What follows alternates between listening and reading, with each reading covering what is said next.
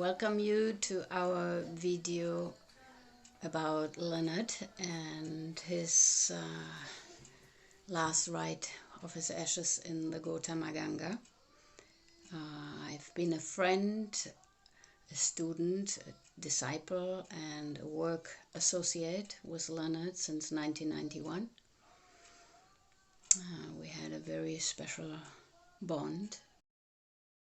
But Leonard was able to bond and understand people, all people, and he had the ability to listen and understand all of our makeup, our egos, and he was able to make very helpful suggestions, and he had the love and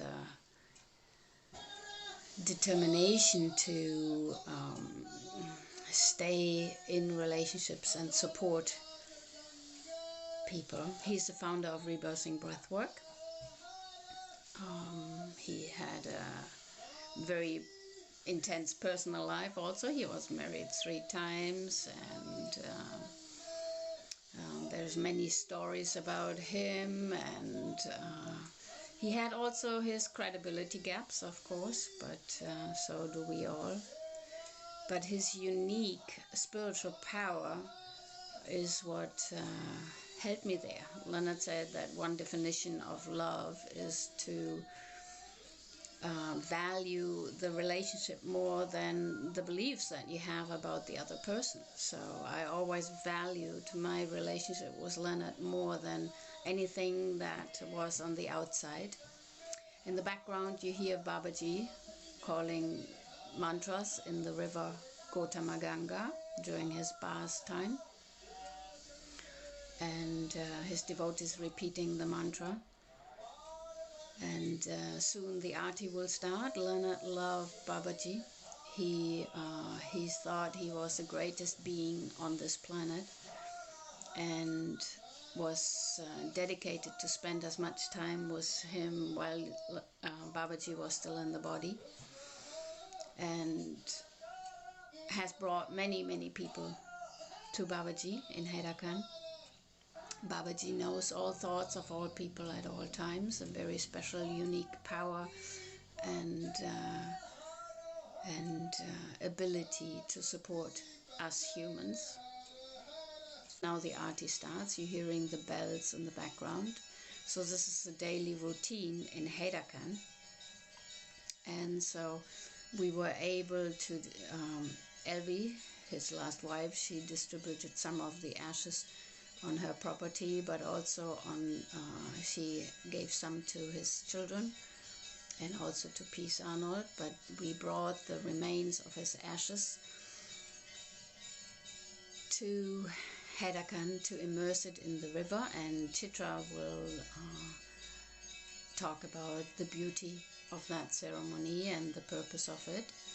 And it did feel like homecoming. The last years of Leonard's life, especially the last 2 years when he was really challenged with a lot of physical handicaps, which other people would have given up a lot earlier, was difficult to endure and to watch and to try and do everything to turn it around. And because he was very aware that the death urge is what kills people, and he had an intense life, so obviously he had enough challenges so that ultimately on the soul's level he must have made the agreement to leave this body behind when he felt that he had everything accomplished that he wanted to accomplish. Watching the ashes and the earthen jar releasing into the rapid flow of the Ganges at Herakhan, the ashes that had at one time been the transient matter of Leonard's physical body, is deeply moving and at the same time freeing. You cannot transform while holding on to form. This is the first message I shared with Leonard that had spoken itself to me. that I knew intuitively was meant for him. What an interesting thought. Every cell of our body is alive and engaged in a dynamic process of transformation, from single-cell organisms to complex systems such as the human body. Every death teaches us something. I heard that first from Leonard. Sitting Shiva, he called it, meditating on the eternal processes and cycles of life so that we can pierce the mystery and advance our mastery of the physical universe. This is the expansive vision and perspective that Leonard lived from and transmitted for those who were open to it. Leonard has been an amazing teacher for me and so many others, someone who opened his life, his home, his resources to so many, someone who opened his heart, holding everyone, all life, all things sacred, through laughter and a great appreciation for humor, through not taking people's processes personally, through a sincere personal interest in everyone's journey and well-being, through holding an extraordinary vision, through rolling the dice and taking his chances, his willingness to risk everything. Leonard could be mind-boggling and mind-blowing to be around, as well as quite ordinary. I made a study of Leonard. The things he shared were so unique, as if he were tuned into an entirely new channel I had not previously encountered.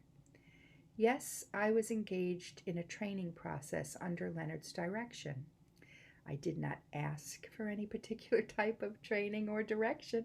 It simply unfolded over time in relationship with Leonard.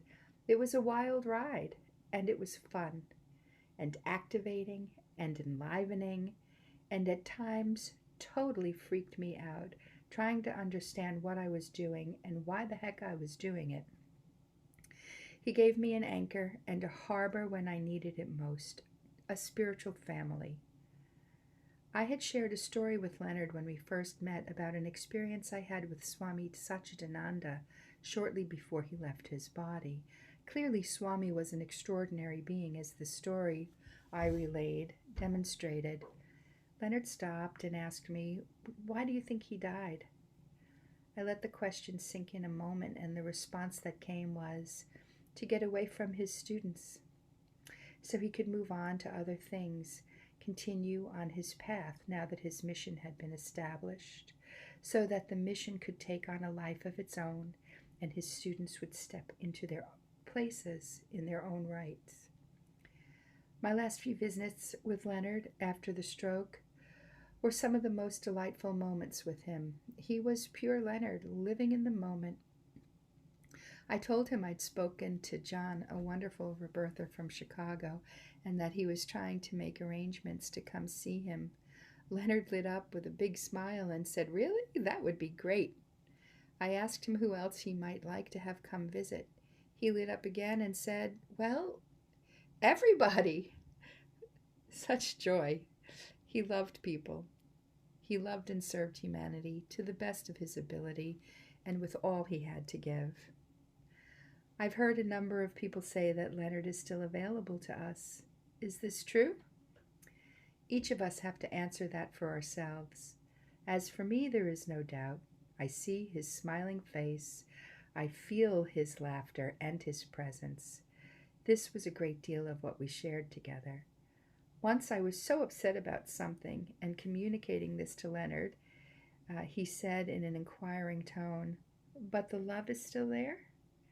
"Yes, of course the love is still there," I answered. How could he even ask? Love is forever and eternal, and we are love. That is our true nature. And so, in conclusion, we move onward with great love and appreciation for all, especially Leonard. I met Leonard in 1990 in one training that he did in Spain. I think it was the only training he did that year. And then afterwards, I took more trainings with him every year. And every year was for me a moment in summer where I could expand my life urge and my motivation personally and also professionally. Leonard always pushed me to go ahead, to go forward with my goals, and it was exciting to be with him. And I loved his sense of humor, his creativity, his love for the immortal traditions, and he was very, very inspiring. I loved also his silence, and he was a very relaxed person. Also, something that the first time I met him,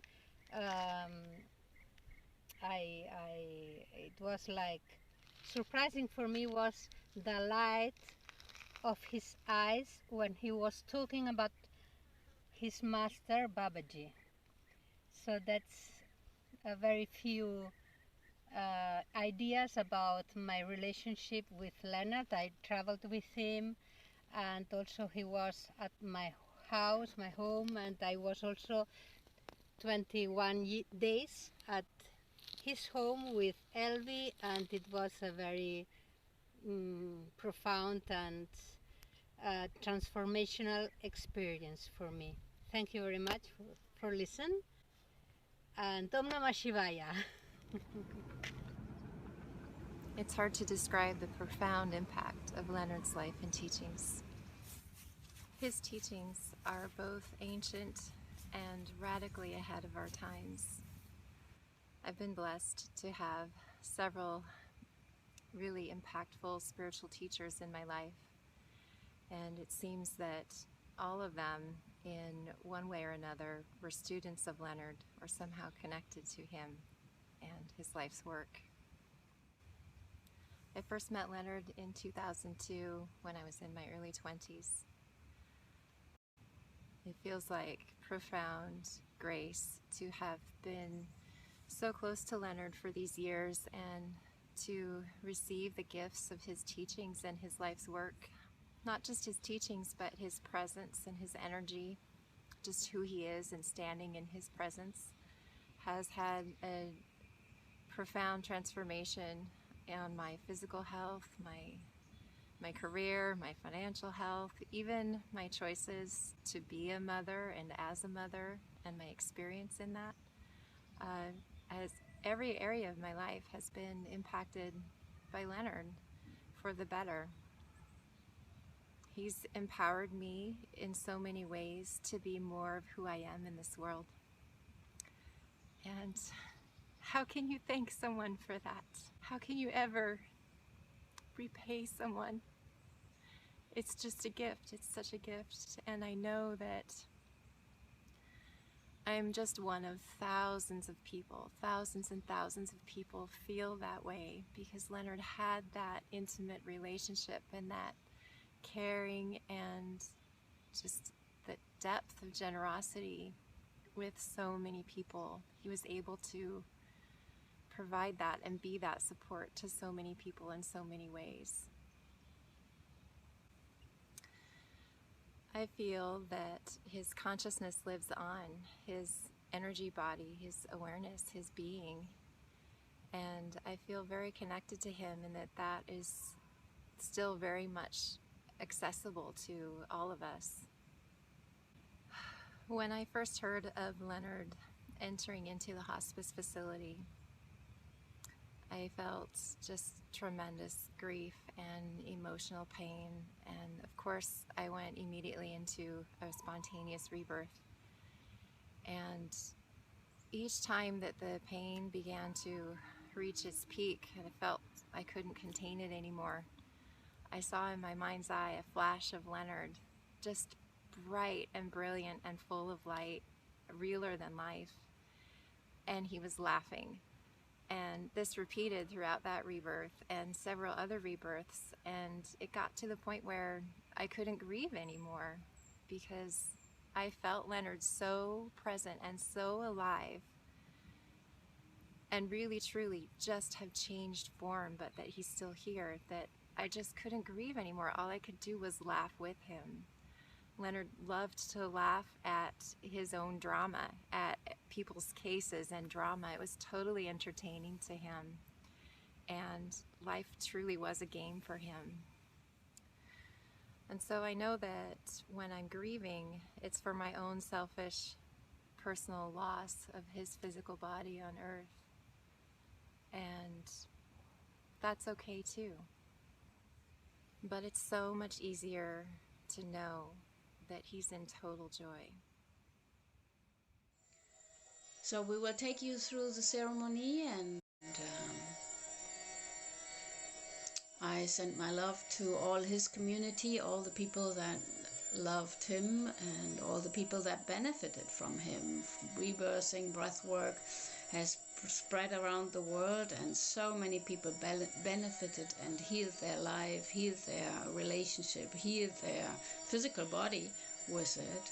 And so his work will continue. Rebirth International, Sara, who's making this video, is putting it together. All the footings and all the pictures that we got from Galina Shebeva from Russia, and her group.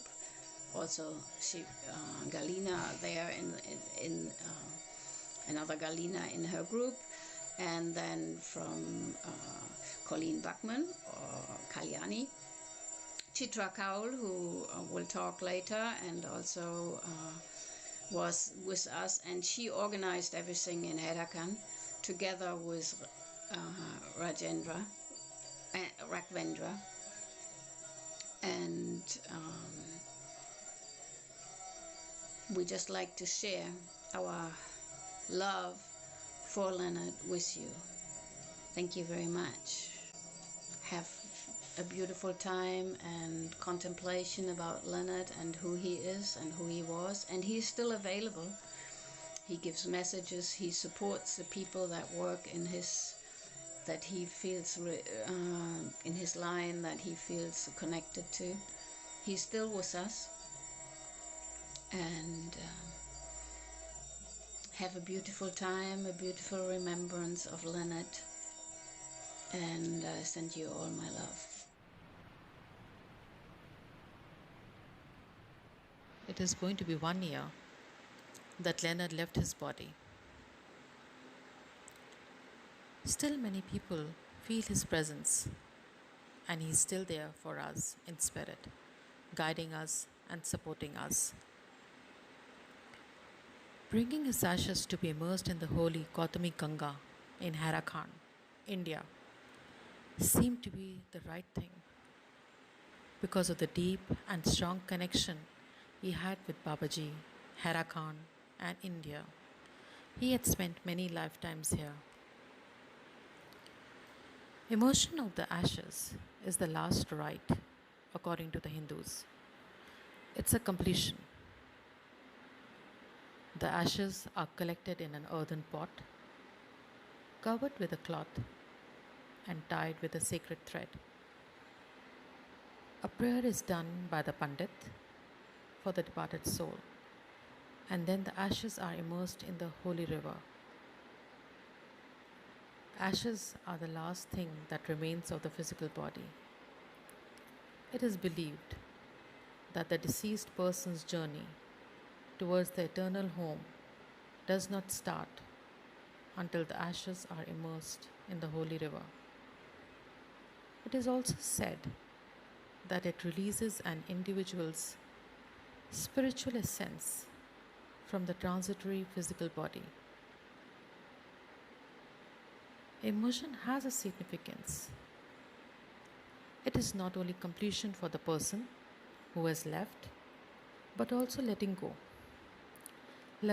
of the attachment his loved ones had with the body. It's a liberation, freedom. After the emotion, I felt as if he was waiting for it. Felt a completion has happened. It was a homecoming to Herakhan. For him, in the lap of Adi Kailasha, Gautami Ganga. Thank you, Leonard, for being there for all of us. Thank you.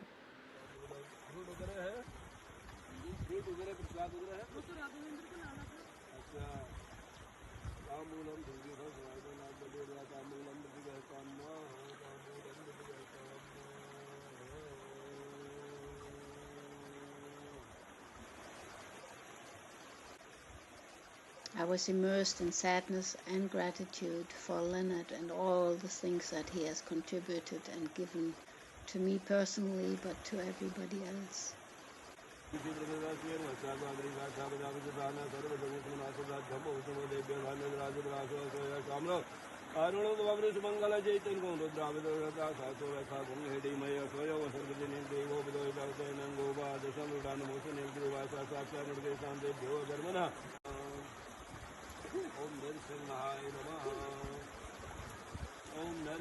May the ceremony bring unity, love and friendship for all the rebirthing community, and bless Leonard's life and all his contribution to humanity.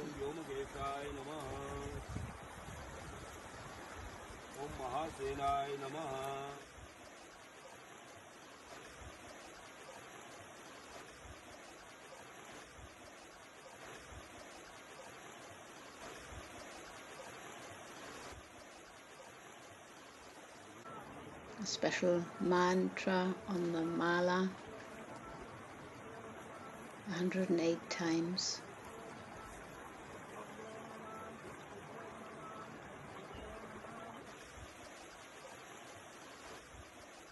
Deeply feeling Leonard's presence.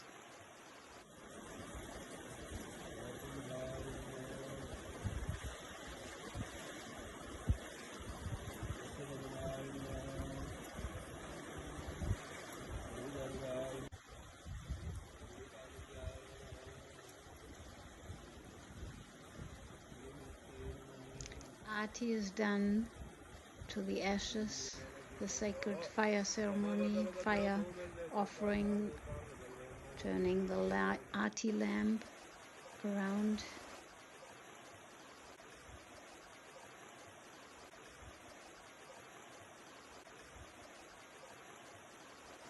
After letting go of the ashes,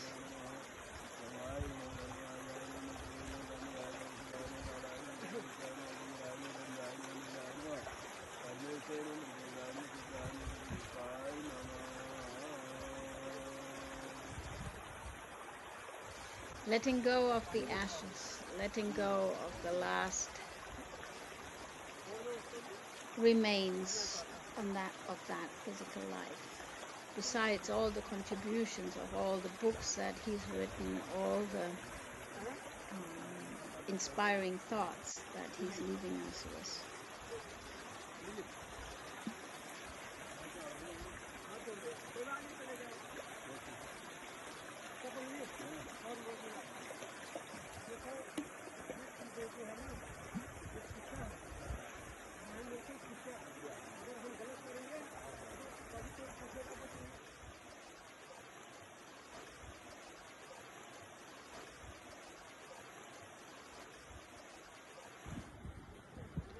I had to take a bath 3 times, dipping myself in the ice cold river to purify and to let go.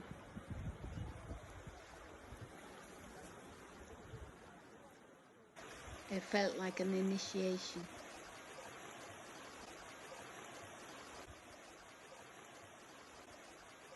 And we were all deeply touched.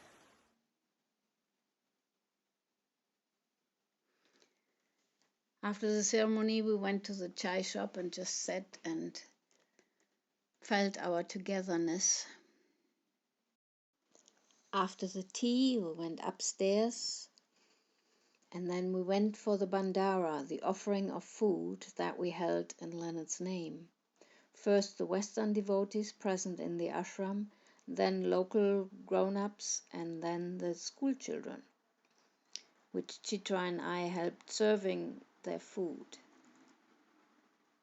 We gave many donations to the Pandit as customary, and also to the kitchen personnel for preparing that great food. We had cucumber salad, puris, sabji, vegetables, and dal and halva. And some Western friends approached us and thanked us, and telling us lots of stories about Leonard Orr, Makan Singh Raja, how he has contributed to everybody's life.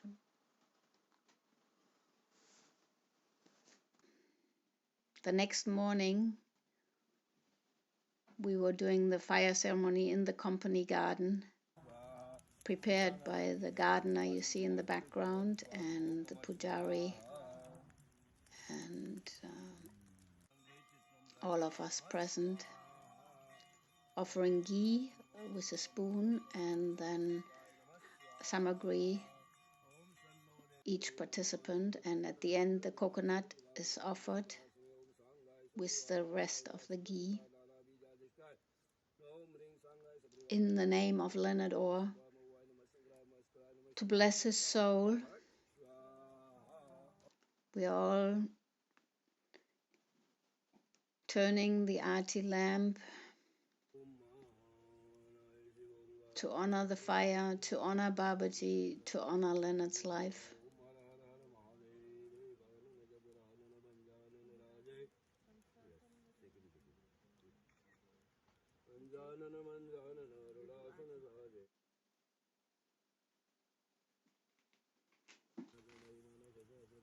And it's getting light now outside, and we are sitting with the fire.